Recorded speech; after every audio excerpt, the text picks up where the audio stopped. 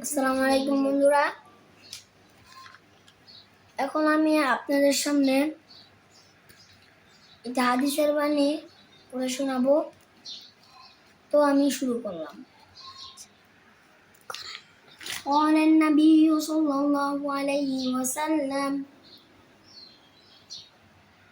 خيركم من تعلم القرآن وعلم الناس وعلمه।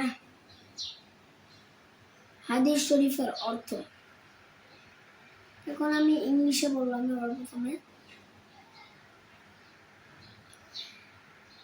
The best among you is he who learns the Quran and teaches it to others.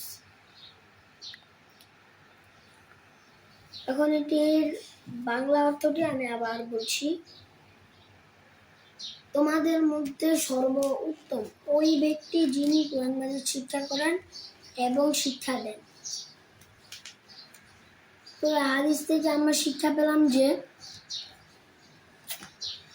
আল্লাহ তাআলার কালাম শিক্ষা করলেও যে ব্যক্তি শিক্ষা করেন ওই ব্যক্তি আল্লাহ তাআলার কাছে দামি হয়ে যায়। আর ওই রকম একজন মানুষের ছাত্র হতে পারলেও ওই ছাত্রটাও দামি হয়ে যায়। এই হাদিসের মধ্যে আরো কিছু ব্যাখ্যা বোঝা গেল যে তোমরা কোরআন মাজিদ শিক্ষা করো এবং অন্যকেও শিক্ষা দাও।